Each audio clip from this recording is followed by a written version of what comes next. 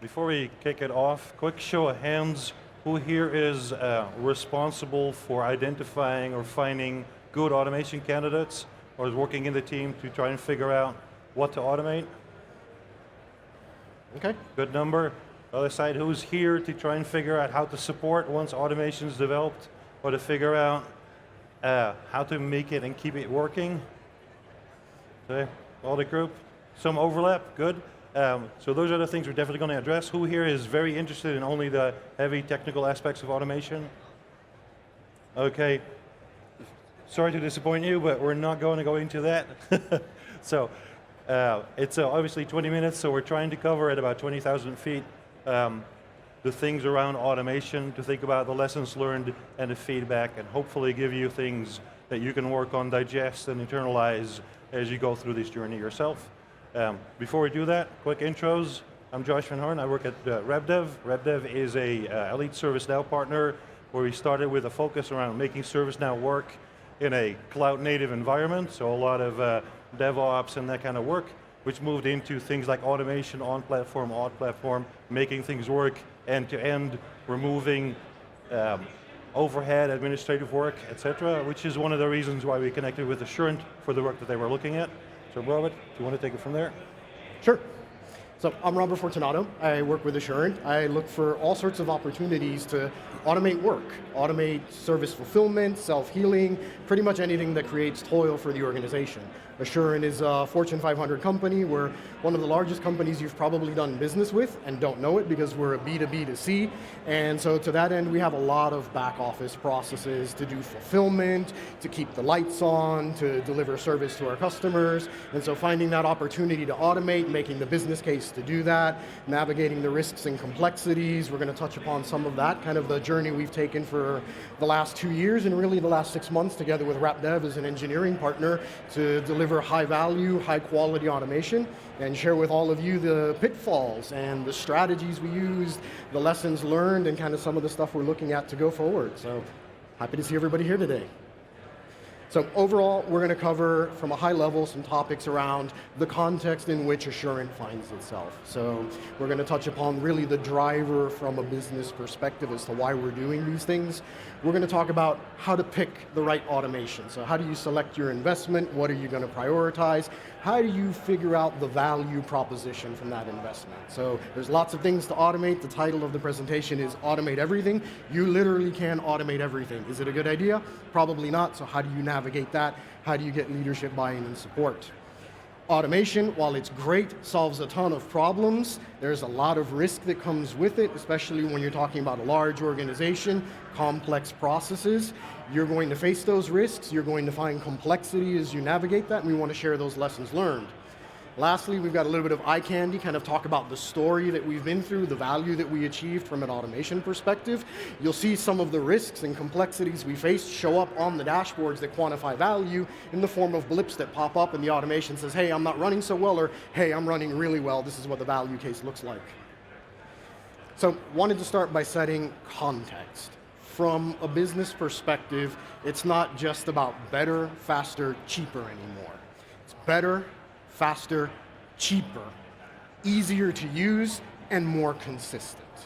The business, from a fulfillment perspective, like many of us at home, has gotten used to, hey, I ordered this, I get an acknowledgement that my order's been put in, hey, your order's been packed, it's getting shipped out, hey, your order's out for delivery, your order's 10 stops away, hey, I just dropped the order off by your front door. You can go pick it up whenever you're ready. What that really translates to is a service. And so the context that we find ourselves in is delivering a service to the business. Not delivering capabilities, not delivering component solutions, but rather looking at the business and saying, hey, hiring manager, we understand that your focus from a call center perspective is to onboard a call center agent and deliver a great user experience. You don't want to worry about putting in a ticket and saying, hey, I need to hire a person. Can I get a phone extension? Can I get a voicemail box? Can I get skills mapping for the software? You want a service. HR has onboarded this person. You want everything to be set up on day one so that you can work with that person to deliver that customer experience. So with that context, this is really where Assurant set out to automate everything. and pick the candidates that would give us value, both from a business and quality perspective, but also from a business investment perspective. Yep. Would you add anything to that? The main addition here is you hear the terminology about hyper automation and capabilities. We see it here on the slides. Fundamentally, hyper automation, the way we look at it is try and remove any manual intervention and create the experience end to end. So when you design automation, when you find your candidates, keep that in mind and drive towards that level of excellence. And we'll touch on some of the points later as well, why that's important.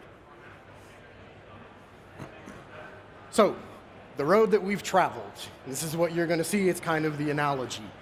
This is really about how do you select your investment? How do you tell the value story to the business, to your leadership, to your peers, your colleagues, the engineers that are doing the work? It's pretty obvious. Automation's got clear cost savings associated with it. And doesn't need to be stated, but it kind of does. Fewer people doing things leads to more value from the work that people can do versus the toil of doing things that sit in the queue. When it comes to cost savings, when it comes to automation, be data-driven. This is the single most highly recommended strategy that we can propose as it relates to tackling the automation candidates. You're going to meet peers and colleagues who say, hey, I'd like to automate X. I do dozens of these a month. I really hate doing them. They take a ton of time from my team. They're going to make a very passionate case to automate that. You're going to have to balance that and a very passionate argument against potentially something that has thousands of fulfillment requests a month. But how do you tell that story to the leadership? How do you say, hey, I need time, I need dollars to prioritize that investment, and this is the business case. You do that with your data. So be very, very data-driven. Look at the high volume, high toil tickets that live in the queue. Look at the amount of wait time that customers have for those tickets. There's a quantifiable value there that you can tell leadership, hey, not just this is the labor and the fulfillment time to actually do the work, this is the time that the business isn't doing something they should be doing. This is the time that the business is following up with us saying, hey, I need that telephone extension. Hey, I need that voice mailbox, that skill mapping for the call center. But cost savings, while the most obvious one and the easiest one from a business case perspective, are not the only value propositions to be had from an automation perspective. The quality and velocity gains to be had, the more qualitative aspect of what's being done with automation, equally as important. Tech platform wellness. So automation is predicated on standardization, codifying your processes so that you consistently deliver them. You can't really codify and automate an it depends type fulfillment process. You have to codify something that's well understood and standardized. And by having those standards, you inherently drive a level of tech wellness into your platforms. You have consistency in naming conventions, how things are done, how they're managed, what your asset management footprint looks like from a licensing entitlement perspective. You know how many you've got at any given point in time because you know they're always being automated in terms of provisioning for real-time access, deprovisioning when you need to. That level of tech wellness from a platform owner perspective, immeasurable, very difficult to quantify, but qualitatively should be part of the business case that you sell to leadership. The reduced rework, if you can quantify an error rate, at that point it becomes part of the value proposition. But let's say you can't. It's a qualitative aspect of the value proposition for your business case. Hey, on average, we may make 7% mistakes, 10% mistakes. That's engineering time. That's admin time to go back, rework something, correct an error, go figure it out, and then deliver ultimately the right service. Both of these come together and translate from a business value perspective to ease of use and consistency. This is where the consumer, our business, gets to focus on the business, gets to focus on call center experiences for customers versus, hey, let me hire that analyst. You get just-in-time service when it's needed by moving that prompt to the left. And what we mean by that, as Josh likes to say, is don't have the person put in a ticket. This person who's applying for a job and is going to get hired already keyed their information into a system. They uploaded their resume, they corrected the CV, their information's correct, HR has moved them forward in the ERP to the next stage of hiring. Why do you want to have somebody put in a ticket and duplicate the information? That event is there.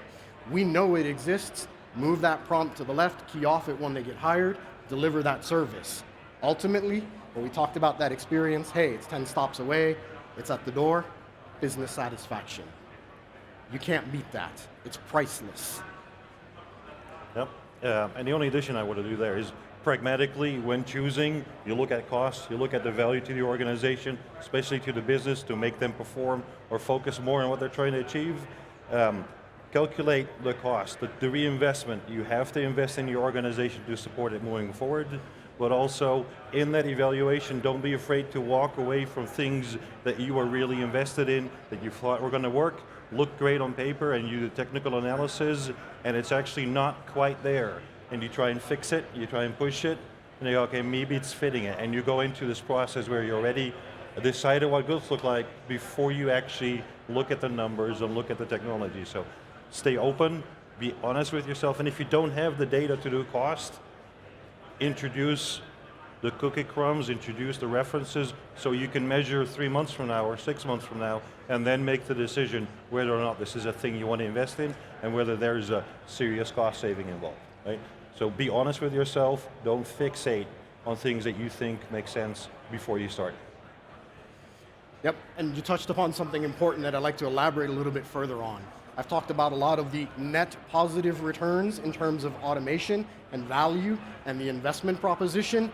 You have to take a piece of those savings and you have to reinvest them into yourselves. You have to reinvest them into your teams, to a support model that's going to be long-term, supportive of the product you've built, the organizational processes that you've codified. If you don't reskill into those full stack engineers and full stack teams, you're going to find what I call later on the lifecycle treadmill. You're going to get thrown off it. We've all seen the YouTube video clip where you're on a lifecycle treadmill, and the treadmill gets going, you don't run fast enough, or it surprises you, and bang, you get thrown off against the wall, and wow, that hurt. That value proposition has to reinvest. And that's one of the complexities that you're going to face into. Another one that you're going to face into is process maturity challenges. I touched upon this in the context in which we found ourselves. I said you're going to start to see it depends type answers to how you need to codify your organizational process.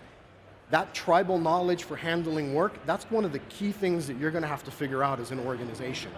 To the point of the engineering aspect of the technology, we said we really weren't going to touch upon that. Generally speaking, that's easy. You can build that strength in-house in your engineers. You can partner with somebody like a RapDev, great engineering partner. The technology is the easy part. Undoing that organizational knowledge, that tribal knowledge to codify those processes, that really is the bigger part of the complexity, the more difficult story to tell. Organic sprawl of those corner cases over the years. Assurant's been in business for, well, over 100 years given our initial founding. And given that, we've got a whole bunch of it depends ways to do it. It depends on who asked, why they asked, how they asked, what team it came from, what line of business it supports. You're going to have to undo all of that as well. Ultimately, your platform owners or the managers that are managing the tools today are going to have to evolve into product owners that are delivering service from those technology capabilities. And to that end, you're going to find environmental maturity challenges as you go through that transition. You're going to find environments that don't match perfectly against production from a workload perspective, from a configuration perspective. I can't think of very many organizations that are running synthetic workloads in non-prod exactly like they have them in production every day. The real world is a much bigger lab, so you're going to face into that as you automate stuff and move it into the production environment. You're also going to find that automation isn't a simple, hey, I'm going to automate this one thing in this one place. It's a cross-stack heterogeneous solution. I'm working across multiple tools, multiple technologies, I'm sequencing solutions, and bringing all of that together in harmony gives you a challenge as you face into the environment. Ultimately, you're going to find product technical limits. I wish I could tell you that everything we automated had a robust API that worked exactly the way we expected it to. We didn't.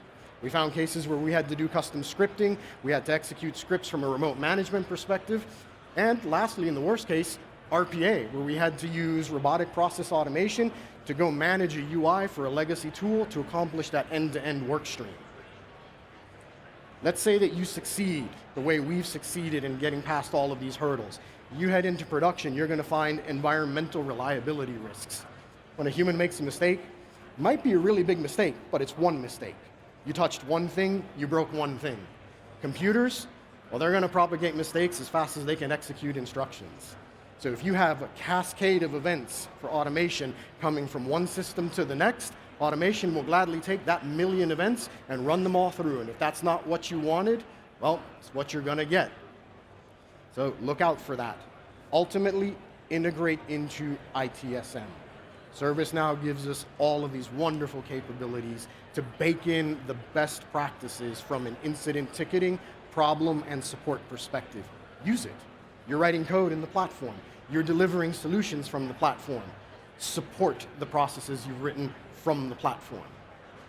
You accomplish all of this, you move into a product maintenance phase, you get onto the lifecycle treadmill, you take that reinvestment from an automation perspective, you now keep up with the treadmill, you have ongoing monitoring because you bake this ITSM into your solution, and you avoid the risk of shelfware. Because if you don't do that, it works great today, tomorrow when something changes, and believe you me, it's changing every day, all the time, the automation stops working, you have a mountain of things in somebody's queue, you spent a great deal of time and effort to produce this software, and it's sitting up on a shelf collecting dust. Yep.